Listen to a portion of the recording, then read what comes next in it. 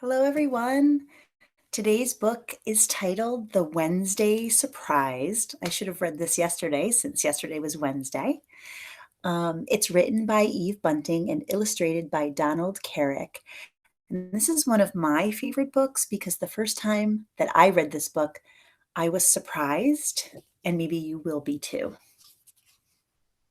The Wednesday Surprise.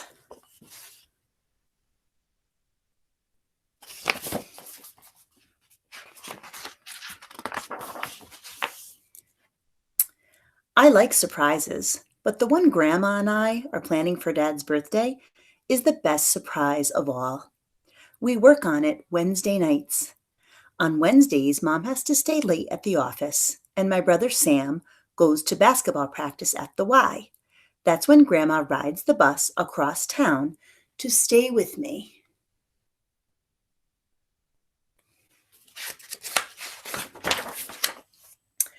I watch her from the window and I blow on the glass to make breath pictures while I wait.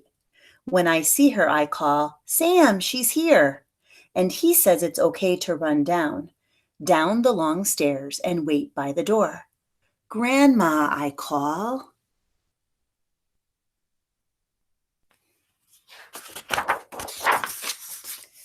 Anna. She's hurrying, her big cloth bag bumping against her legs. We meet and hug.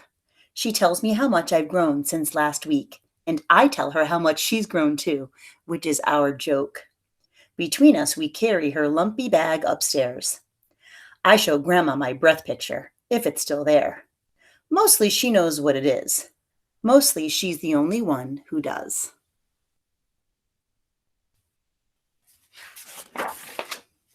On Wednesday nights, we have hot dogs. Have you heard from your dad? Grandma asks Sam. He'll be back Saturday, same as always, Sam says, in time for his birthday. His birthday? Grandma raises her eyebrows as if she'd forgotten all about that. Grandma is some actress. When Sam goes, she and I do the dishes. Then we get down to business.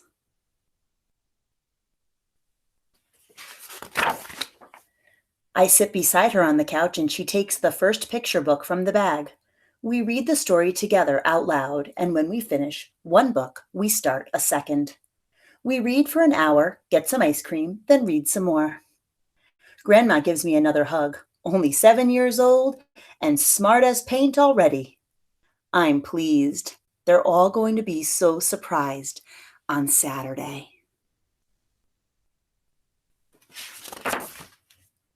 When Sam comes home, we play card games, and when Mom comes, she plays too.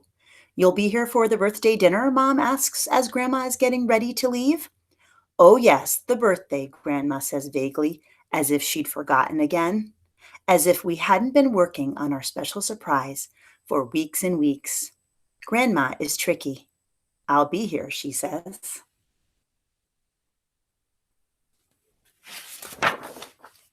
Sam walks Grandma to the bus stop. As they're going down the stairs, I hear him say, What have you got in this bag, Grandma? Bricks? That makes me smile. Dad comes home Saturday morning and we rush at him with our happy birthdays. He has brought Sam a basketball magazine and me a pebble, smooth and speckled as an egg, for my rock collection. I found it in the desert, close to the truck stop, he says. It was half covered with sand.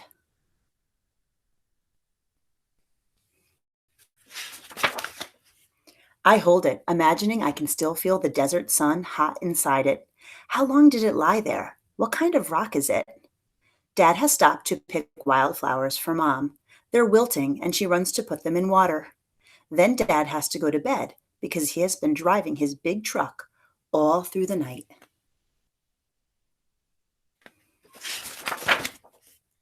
While Dad sleeps, Sam and I hang red and blue streamers in the living room. We help Mom frost the cake. We've made Dad's favorite dinner, pot roast, and our gifts are wrapped and ready. I watch for Grandma and help carry the bag upstairs. Wow, Sam should feel how heavy it is now. Grandma has brought a ton of books. We hide the bag behind the couch. I am sick from being nervous. Grandma usually has seconds, but tonight she doesn't. I don't either. I can tell Mom is worried about the pot roast, but Grandma tells her it's very good.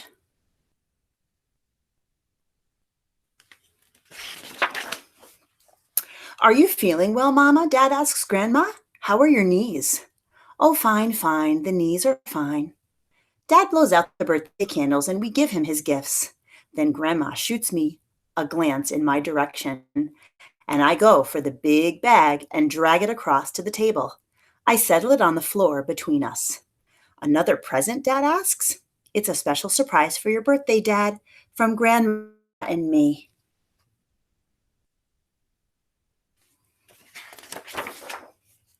My heart's beating awfully fast as I unzip the bag and give the first book to Grandma. It's called Popcorn. I squeeze Grandma's hand and she stands and begins to read. Mom and Dad and Sam are all astonished. Dad jumps up and says, "What's this?" But Mom shushes him and pulls him back down.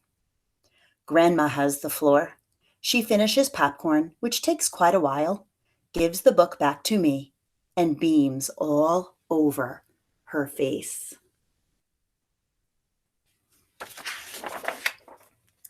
My goodness, Mom is beaming too.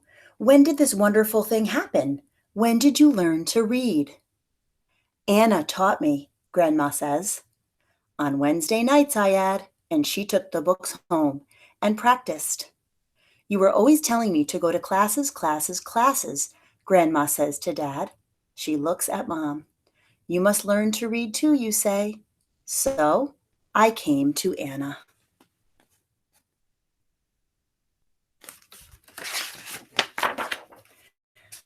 I giggle because I'm so excited. Grandma reads and acts out The Easter Pig and The Velveteen Rabbit. It's much smarter if you learn to read when you're young, she tells Sam sternly. The chance may pass along with the years. Sam looks hurt. But I can read, Grandma.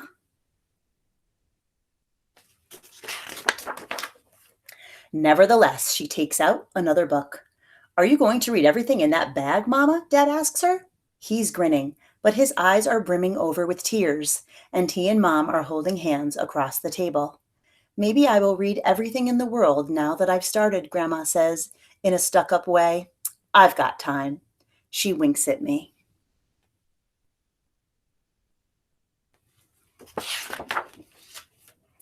So, Anna, what do you think? Was it a good surprise?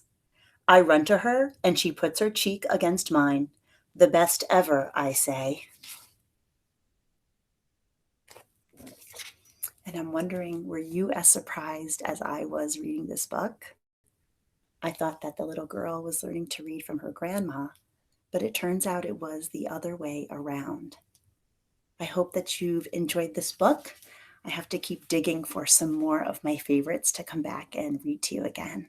So I'll see you next time. Bye.